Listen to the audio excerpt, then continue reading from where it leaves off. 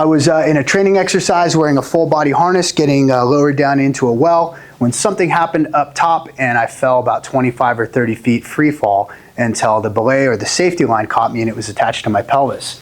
And with all of my weight and the velocity of the fall, that translation of force went into my left pelvic area, including my genitalia, my testicles specifically on the left, and it crushed my pudendal nerve, which innervates, your back, lower back, buttocks, and a portion of your genitalia. It was pretty tough. It hurt really bad. I was limping, I was walking, I was black and blue. It looked like a bunch of people beat me up with hockey sticks on my lower portion of my body, and I went to this fantastic thing called a workman's comp physician. I was literally told that when cavemen hurt themselves, they would walk it off. And so I grabbed the doctor by his coat and shook him and told him I'm not a fucking caveman. Long story short, I was injured severely. I still have lasting effects from the injury. A lot of it has resolved, but the one thing that I noticed the most was a loss in my libido, muscle tone, vascularity, and just my drive for life and to do anything. So I followed up with a physician and found out that I was hypogonadic, which is you're not producing any testosterone. So they started trying to figure out, like, oh, maybe we can, pour some gasoline in this carburetor, we'll jumpstart your testicle and maybe get it back online. This is a lab report from 2018 when I was on the sauce. You can see that my testosterone was almost 1200.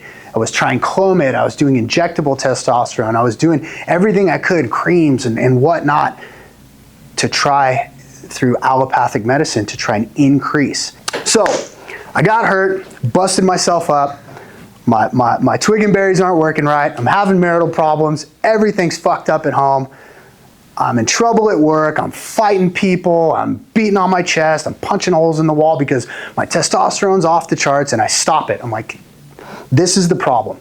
No more testosterone. I can't take this drug. We are not doing well together. So it fell off. Problems at home obviously didn't get better. I can't blame it on the cream or the shot, right? Because the words are like toothpaste coming out of the tube. You can't put that stuff back in there. And I decided to start jiu-jitsu because I wanted to get out of the house and I needed a place to go that was okay and I could do it with my kids. And it was just a fantastic fit for me. But it hurt a lot all the time.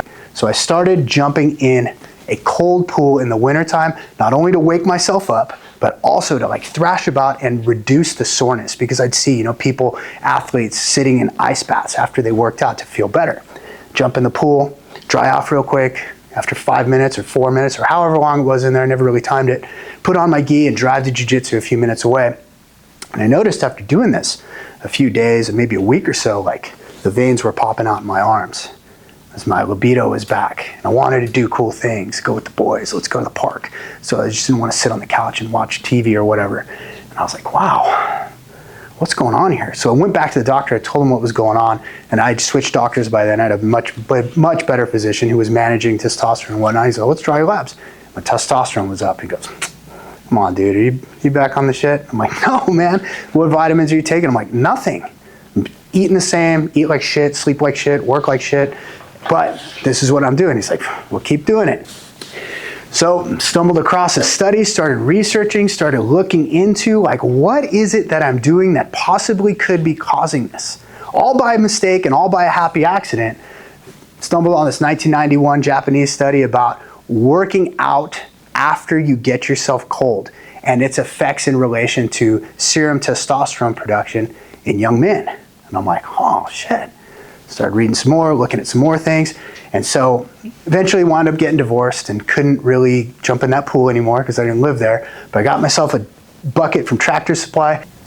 And I just kept doing it. I found a way through it. I knew it was making me feel better. I got that one lab draw and I was like, you know what, this makes me feel good. It makes me feel alive. I'm not yelling at my kids. I'm able to go home from work and just sit in some cold water and take off my mask. I'm not Fire Dad Sean.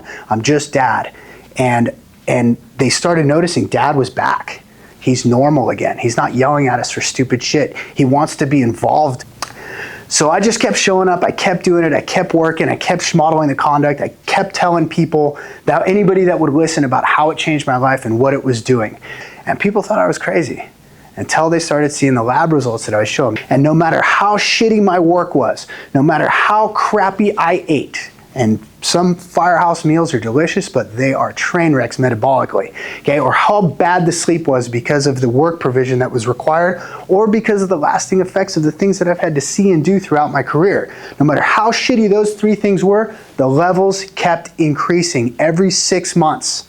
Every year or so when I would get my labs drawn, they just kept creeping up. And the only thing I was doing was cooling myself before working out as religiously as possible. And so guys at work started seeing this. They started asking questions. They started wanting to come over. Hey, what's going on with you, man? You're usually like this pill, or you're a jerk, or you're very blunt, and now you're like, de-escalating things and fucking conflict resolution. Like, I didn't even know you had that in your vocabulary, right? So I told him, I'm like, it's all because I'm just cooling myself off and checking in with myself. And I'm able to recenter and focus and learning these new things about who I am and where all this actually came from and where I can put it. I have a place to put it, and it's in this bucket of ice. It's in this Morosco forge, and it goes away. And it's out of me now, and the energy is removed, and now I'm a different person. So people started seeing this change after, we work intimately. We live together for a third of our professional career in the firehouse. We know each other's secrets and skeletons and mannerisms and all these other things. And when they can see that change, they're like, what is going on here? So people started doing it with me from work. They started coming in my backyard. And then, by beautiful accident, my girlfriend who's sitting in the back of the room, her cousin was my engineer at the fire department. She introduced me to Erin, who we took on a date. I took on a date. And we actually went to Tyler's backyard. I got her in a sauna and got her in the cold plunge, and I got to see, in a bikini, and I was like, all right, cool. And what ended up happening was the next day she called me and she goes, hey, I can move my hands. And I'm like, looking at the phone like, I can move my hands too. She goes, no, dude, I have rheumatoid arthritis. And when I sat in that cold water, I think it did something, because today I'm like Stevie Wonder on the keyboard here at work, right? And I'm playing all the keys.